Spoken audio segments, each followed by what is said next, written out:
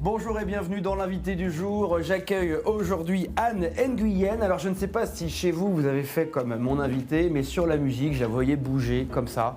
Mais ça, c'est la musique qui est en vous. Bonjour Anne Nguyen, merci infiniment d'avoir répondu à notre invitation. Avec plaisir. Comment ça va?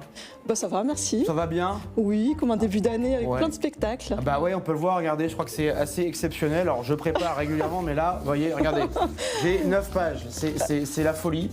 Oui, on va me taper sur les doigts parce que c'est pas très écolo, mais il est vrai qu'il a fallu que je prépare 9 pages, une carrière dense, énorme, à peine 45 ans, c'est très jeune, il faut le rappeler. C'est très jeune, vrai, 45 ans. Très jeune, bien ça sûr. reste très très jeune, oui. 45 ans. Et vous êtes aussi... Alors c'était très marrant parce qu'en préparant cette émission, j'ai regardé ce que vous avez fait. Mais vous êtes couteau suisse, vous avez tout fait. Je sais pas, peut-être. Attendez, on va revenir. Je pense qu'il y a des choses que je sais pas encore faire. Non mais c'est... Bon déjà vous êtes danseuse. Oui, de hip-hop. C'est sûr. De break, plus précisément. De break. On va faire la différence, d'accord? Parce que ça, c'est peut-être... Le break, c'est la discipline qui va rentrer au JO en 2024. D'accord. C'est tout ce qui est acrobatique, qui vient vraiment de la culture hip-hop des années 80. Ah, ça vient du hip-hop, c'est-à-dire que le break est la première vraie danse hip-hop, c'est le break. C'est-à-dire que le break est né en même temps que les breakbeats qui ont donné naissance à toute la musique hip-hop. Mais ça vient de tout un héritage de danse sociale urbaine afro-américaine qui est très riche et ça s'en nourrit. Mais moi, je fais du break. Et dans mes spectacles, je travaille avec plein de danses urbaines afro-américaines et maintenant africaines aussi. Si on fait du hip-hop, on fait pas du break? Ça dépend. Il y a plusieurs. Le hip-hop, c'est un mot pour rassembler plein de danses sociales urbaines afro-américaines. Alors, donc si je vous dis HIP, HOP, ça vous parle? Alors, j'étais un peu jeune, mais oui, ça me parle, bien sûr. On y reviendra évidemment plus tard. Et je salue Sydney qui avait lancé l'émission dans les années 80, qui était le précurseur également de ces danses. Mais oui, en bien France, sûr. Oui, il y a beaucoup de gens qui ont de ces danses, pardon, je vais y arriver, urbaines en France. Et normalement, je devrais le recevoir. Enfin, j'espère pouvoir le recevoir sur ce plateau pour qu'on puisse revenir sur ces années de HIP, HOP. Lui qui avait lancé justement ce mouvement en France à la télévision. Je disais en préambule que vous êtes un peu le couteau suisse. Pourquoi? Parce que vous êtes breakeuse. Exactement. Voilà. Hein, Mika? Alors Mika, c'est mon réalisateur comme vous avez l'habitude, mais souvent je me fais chambrer parce que je passe un petit peu pour le vieux. Et donc là, je voulais quand même mettre un peu les pendules à l'heure en utilisant un terme adéquat. Donc vous êtes breakeuse, chorégraphe, auteur et metteur en scène. Ça, c'est pour maintenant. Mais vous avez été également professeur à Sciences Po et vous avez également été journaliste et linguiste. J'ai été intervenante artistique à Sciences Po, mais c'était quand même un cours qui était noté, qui comptait dans les... Voilà. Et c'était sur le hip-hop. L'idée, c'était vraiment de travailler autour de ça, par les gestes et par l'étude aussi de ce que ça représente dans la société, socialement, politiquement. D'accord, donc il y a un aspect sociologique également de cette danse. Bien sûr, oui, bien sûr. Comme j'ai dit, c'est danse sociale urbaine. Bien sûr, absolument. Vous avez également... vous venez aussi des arts martiaux. Oui. Jet de Vodao, notamment. Oui. Voilà. Mais surtout capoeira et jiu-jitsu brésilien que j'ai dû arrêter, mais que j'ai pratiqué plus récemment. Plus récemment, d'accord. Et tout ça, ça vous sert dans votre discipline, justement? Énormément, énormément. Ouais. Parce qu'en fait, le break, c'est une discipline où on danse un petit peu dans un espace intime.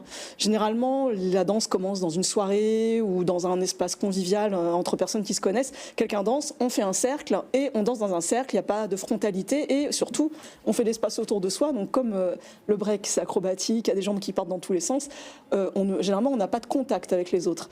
Et moi, quand j'ai fait des arts martiaux, donc j'ai commencé les arts martiaux étant assez jeune et j'ai continué tout le long de mon expérience à, en tout cas, essayer d'en apprendre.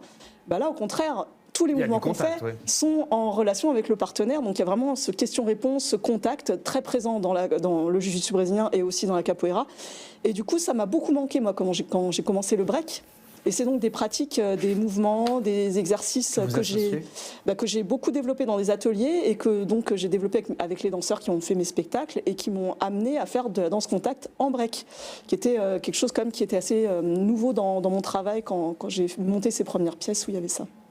Alors, on peut vous voir effectivement actuellement au Métallo. Vous avez développé plusieurs et présenté plusieurs spectacles. Je voudrais simplement, si mon réalisateur Mika est prêt, qu'on en envoie un, qu'on vous découvre dans Underdogs, pardon, je vais y arriver, Underdogs, que vous avez créé en 2021. Comme ça nous permettra de comprendre un petit peu votre travail. Regardez. Super.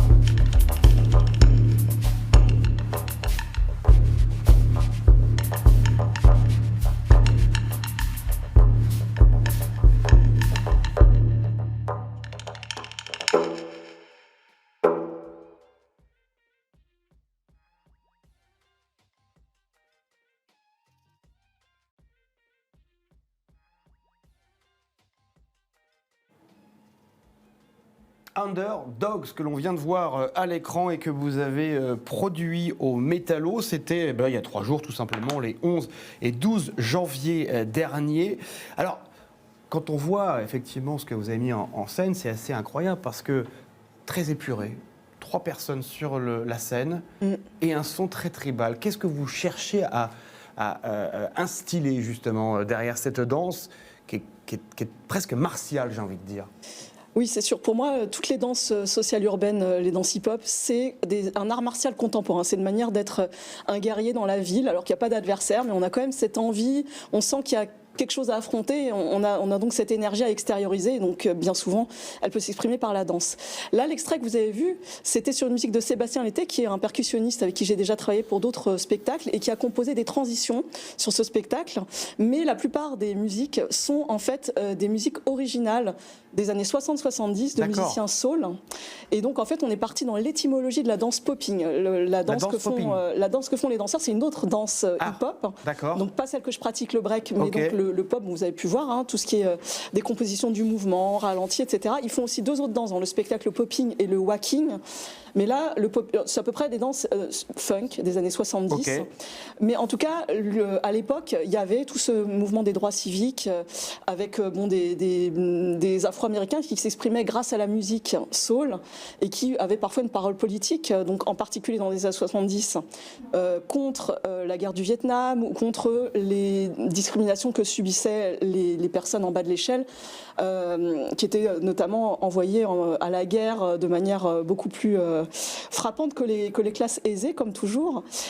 Et donc, voilà, il y a toute cette atmosphère politique qui a vu naître le hip-hop, qui est très revendicatrice, et qui en fait a donné naissance à une énergie, à des gestes aussi. Et en fait, nous, comme on a appris la danse par des personnes qui nous ont montré, mais on n'a pas connu les précurseurs, et puis on n'a pas la culture des Afro-Américains, on n'a pas vécu aux États-Unis, etc. Et donc, toute ma génération, la génération des jeunes Français de la première, deuxième génération des pionniers du hip-hop, en fait, on a un rapport un peu particulier avec les gestes qu'on a fait, parce que parfois on ne sait pas d'où ils viennent, mais cependant on les incarne quand même. Donc là, dans Underdogs, j'ai voulu replonger aux racines de l'atmosphère qui a vu naître le hip-hop. Et donc il y a des gestes qui sont inspirés de personnages qu'on appelle les underdogs, c'est les sous-estimés, les laissés pour compte de la société. Et c'est vraiment une vision de la société vue d'en bas. Est-ce qu'on voit une rébellion dans cette façon d'agir? Bien sûr.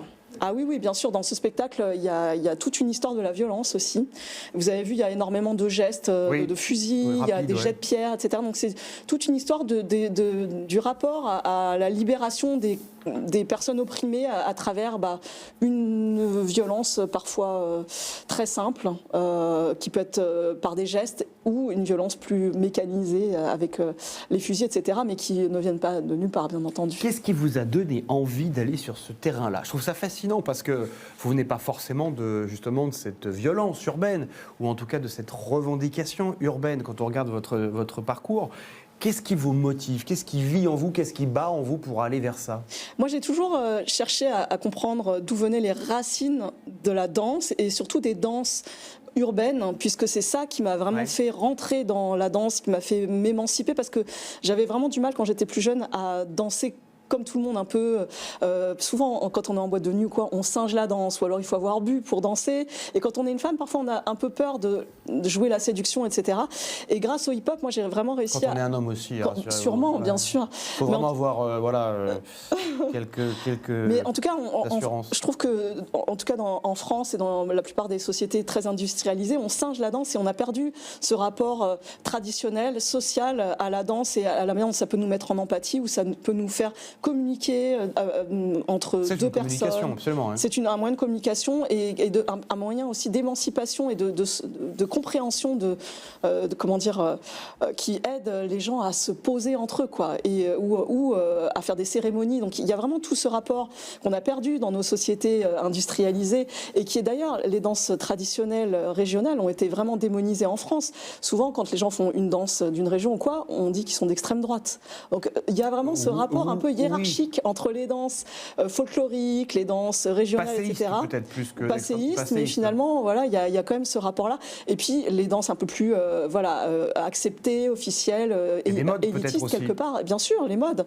Et le hip-hop, en fait, est passé un peu à une origine sociale très forte, donc créée par la jeunesse, pour qu'elle se fédère, s'émancipe. Ça vient quand même d'une culture des gangs, avec tout l'héritage afro-américain qui est derrière, donc qui vient aussi de l'esclavage, de la ségrégation, etc.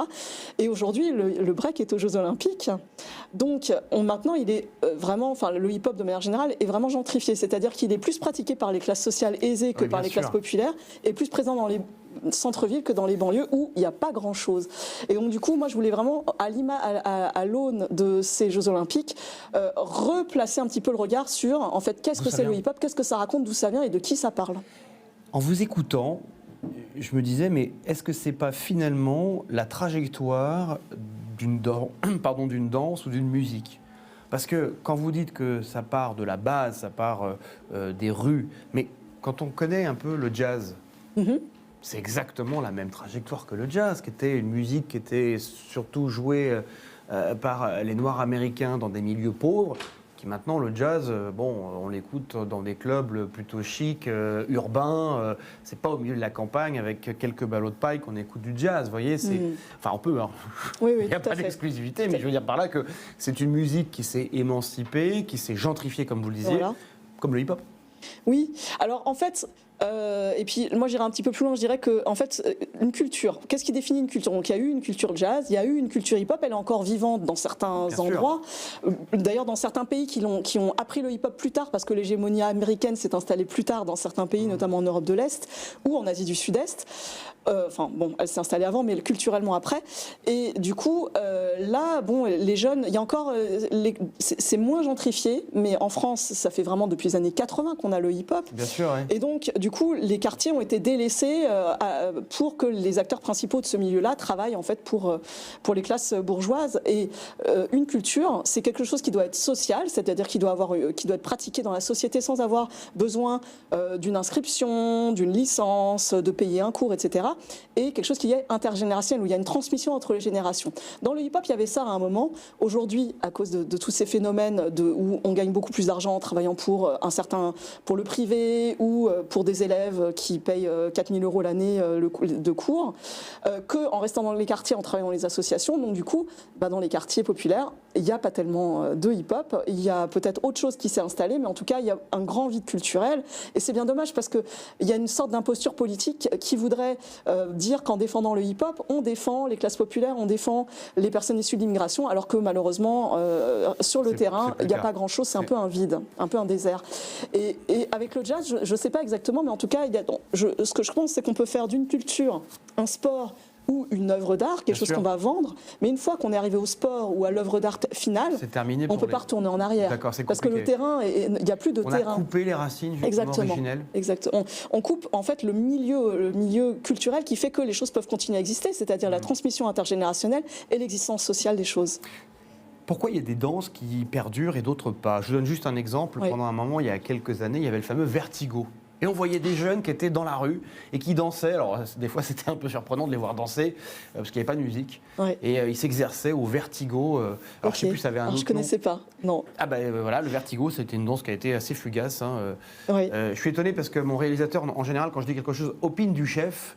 Et là, il ne dit rien. Alors, il ne connaît pas non plus. Non, il ne connaît pas non plus le vertigo. Bon, mais en fait, toutes les danses, alors il y a une continuité dans les danses, c'est-à-dire que de toute façon, la danse fait partie de quelque chose de vital que les gens pratiquent par empathie, parce que dès qu'il y a de la musique, voilà, à la base, c'est pour des cérémonies, enterrements, mariages. Mais il y a des modes aussi dans les... Et voilà, et avec les évolutions technologiques, surtout dans les grandes villes, donc c'est pour ça qu'on parle de danse urbaine, où les gens se rassemblent, où il y a des gens qui viennent de traditions différentes, qui n'ont donc pas les mêmes repères, mais qui sont quand même dans une socialité, puisqu'ils vivent ensemble, ils vont en soirée ensemble, ou ils vivent dans le même quartier, etc.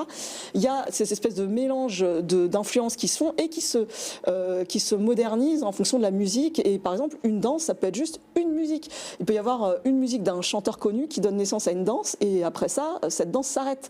Et quand cette danse prend... Vous pensez à quelqu'un en particulier? Ça va donner... Non, je ne vais pas citer... Non, ça a été notamment le fameux chanteur coréen qui avait créé une danse dont j'ai oublié le nom, Gangnam Style. Oui, je sais pas voilà, par exemple. Voilà. Mais je pense que ça, finalement, ça a peut-être pris plus que certaines danses qui sont vraiment éphémères. Elles durent le temps d'un clip, en fait. Et Ouais, ça, c'est tout à fait naturel. Sauf qu'il y en a qui prennent et qui vont justement inspirer tout un courant artistique, à la fois musical et dansé, et donner naissance à une mode qui va devenir plus longue. J'ai une question à 1 000 € pour vous. Alors, Qu'est-ce 1 000 qui fait qu'une danse soit encore à la mode et une autre pas? Est-ce que le hip-hop, alors c'est aux Jeux Olympiques, j'entends. Ouais. Est-ce que c'est encore d'actualité ou pas? Est-ce que c'est encore à la mode? Parce qu'au vu de, comme je vous écoute, Oui. c'est plus dansé dans les quartiers populaires. Donc est-ce que c'est encore finalement à la mode, justement, cette danse? C'est à la mode parce que c'est médiatisé, parce que les grandes marques se sont mises dans l'histoire. Il y a beaucoup de grands danseurs qui sont en fait égéries de marques. Il y en a d'autres qui veulent devenir athlètes de haut niveau, etc. Donc ça crée un certain marché et ça crée une émulation aussi pour les jeunes qui débutent en se disant je vais pouvoir faire carrière dans ça. Donc du coup ça devient autre chose. Ça devient plutôt de la culture de masse que de la culture populaire. D'accord. Et du coup, évidemment, il y a une existence, mais elle n'est pas organique. Elle est plutôt économique, monétaire quelque part, économique. Voilà. C'est ce que j'allais vous dire. Alors, le 24 et le 25 janvier prochain, vous restez au Métallo. Et là, c'est une nouvelle création, parce que c'est tout frais. C'est de l'année dernière. Matière première. Oui. Alors là, je vous propose une chose. On va regarder ce que c'est que matière première. Et puis, on se retrouve juste après pour que vous nous en parliez. Matière première.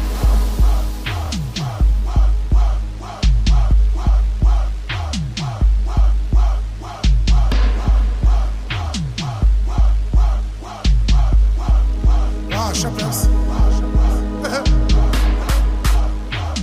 Tagi International Panzula.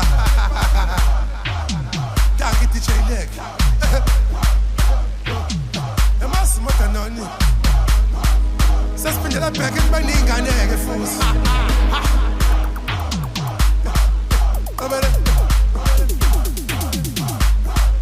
Where now what do?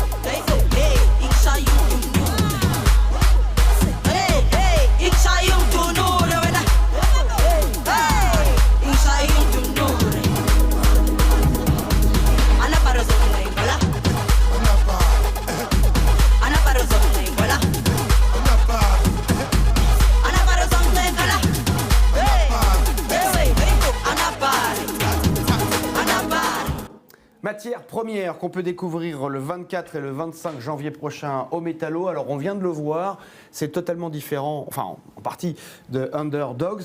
On n'est pas du tout sur ce côté martial. J'ai pas le sentiment en tout cas. Je dis une bêtise avec un C majuscule ou pas? C'est différent. En tout cas, vous avez vu qu'il y a encore des fusils. Il y a des fusils.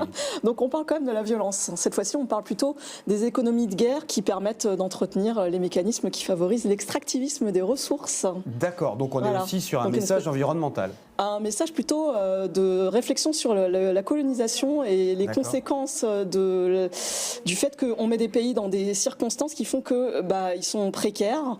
Ils sont obligés d'immigrer parce que chez eux, ils sont dans des conditions qui ne permettent pas d'avoir un vrai métier, de se développer, etc. Et en même temps, ça permet d'avoir des matières premières à faible coût. Donc ça nous arrange très bien pour notre évolution, justement, avec les téléphones, les batteries au lithium, etc. Les voitures électriques, c'est parfait. D'où le nom de matière première. Exactement. C'est bien fait, la boucle est bouclée, c'est fantastique. Voilà. Alors on peut le voir ici. Ce qui est assez marrant, c'est que d'un spectacle à l'autre, pour le coup, c'est ce que je disais, on est dans le minimalisme de l'éclairage. Hein. C'est environnemental pour le coup. Très peu d'électricité. Très peu d'électricité pour le coup. On essaye. En fait, pourquoi pour moi, choix? La danse souvent est derrière. Historiquement, la danse a souvent été derrière des chanteurs, ou alors elle est mise en scène par des personnes qui viennent pas de la danse, qui viennent du théâtre ou qui viennent de la danse contemporaine ou d'autres danses, etc. Et de la même manière, pour moi, j'avais vraiment, depuis le début de mon travail en 2005, j'ai vraiment envie de montrer que la danse, c'est le propos. Même quand je fais des spectacles où il y a du texte, la danse, c'est toujours le propos.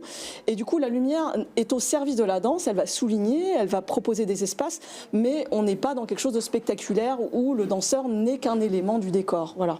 Donc c'est vraiment jouer sur les deux, c'est-à-dire la danse est au centre, le danseur l'est un peu moins et l'éclairage ou le décor sont totalement mis à l'index. Pour moi, la danse et le danseur, c'est la même chose. Parce que d'accord, vraiment, vous ne faites pas la différence. Ah oui, ce qui m'inspire, c'est ce qui sort du danseur. Donc j'estime que c'est vraiment un moyen d'expression, la danse. Et quand je travaille avec des danseurs, j'essaie vraiment de comprendre ce que la personne dégage et de mettre ça en valeur. Donc c'est pas moi qui apprends aux personnes à danser, mais j'essaye de sublimer ce qui dégage en fait. Qu'est-ce que vous dites à vos danseurs justement avant de monter sur scène? Est-ce que vous leur, un peu comme un metteur en scène, vous leur donnez des consignes, vous leur donnez des choses qui impulsent peut-être l'ensemble de ce que vous voudriez rendre sur scène? Alors, pendant le processus de création, on fait énormément d'ateliers sur du travail de freestyle sous contrainte. On fait aussi des ateliers de danse contact, par exemple. On fait des improvisations sur les thèmes que je veux explorer dans le spectacle. Et ça me nourrit, ça me permet de construire mon spectacle. Là, par exemple, avec Matière Première, c'est des danses africaines urbaines. Donc, c'est pas du tout la même origine que les danses afro-américaines urbaines, le hip-hop. C'est vraiment né dans les grandes métropoles africaines de la fusion de danse traditionnelle et d'influences urbaines de différentes ethnies, etc., de personnes qui se sont déplacées à cause de l'exode rural africain, etc.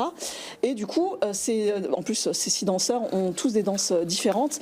Et donc, moi, je connais encore moins ces danses-là que les danses hip-hop, puisque je viens du break, qui n'a vraiment rien à voir avec les danses urbaines africaines. C'est facile à diriger, justement, quand vous êtes pas du milieu... Et voilà, pour diriger ça, et vraiment, je dois me déplacer et vraiment être dans l'empathie avec les interprètes, essayer de vraiment comprendre leur répertoire. Donc, il y a aussi énormément de temps pour apprendre à se connaître et apprendre à comprendre ce que veulent dire les pas, veulent dire les danses, etc.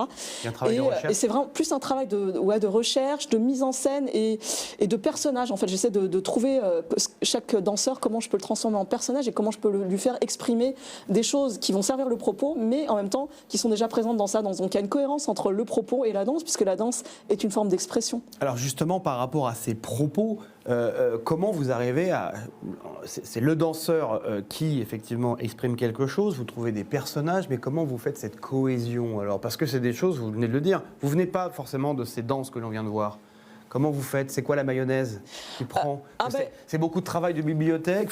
Non, pas du tout, mais il y a tout un travail de groupe. Il faut vraiment que le groupe se sente bien, donc il y a tout un travail de recrutement qui est très important. Oui, j'imagine. Il y a beaucoup d'auditions que vous faites passer? Alors, là, pour ce spectacle, oui, parce que c'est des danseurs dont je n'avais pas forcément j'avais pas le réseau avant, même si j'ai travaillé au Congo, j'ai donné pas mal de stages à des jeunes danseurs de rue au Congo, mais la plupart ne sont pas en France. Et d'habitude, je ne fais pas tellement d'auditions, parce que le hip-hop, je connais beaucoup mieux les danseurs. Mais en tout cas, il y a tout un travail de comment faire pour qu'ils se sentent bien entre eux, qu'ils arrivent à communiquer, qu'ils aient confiance les uns dans les autres. Donc on fait tout un travail d'atelier aussi, par exemple, sur le poids, sur l'écoute, etc., pour que les danseurs eux-mêmes se sentent bien. Et du coup, quand on en arrive au spectacle, en général, j'ai pas grand-chose à leur dire à part amusez-vous. Voilà, en général, c'est la seule chose que je leur dis. Amusez-vous. Voilà. Bon, écoutez, nous en tout cas, on se sera bien amusé avec vous pendant cette émission à découvrir vos spectacles, Underdogs qu'on avait vu en préambule de cette émission, et puis surtout Matière Première, qu'on peut découvrir le 24 et le 25 janvier à 20h au Métallo, c'est bien cela? Exactement, et le 25, il y a une soirée après, soirée afro avec concours de sap, donc n'hésitez pas. Concours de sap. Faut venir saper, comme Jaja. Ah ouais, alors effectivement, donc ça, moi je suis... Non, peut-être réalisateur, Michael, lui c'est un sapeur. On compte sur lui alors. Ah ouais. Super. Alors lui, je vais vous dire, c'est pas le dernier de la sap. Hein. Okay. Merci infiniment d'avoir fait un petit détour par chez nous, merci beaucoup. À vous. Merci à vous également d'avoir suivi l'invité 20 minutes TV, comme vous le savez. Eh bien, vous pouvez retrouver l'ensemble de cette émission sur Internet ou tous les jours à 14h sur 20 minutes TV. Merci.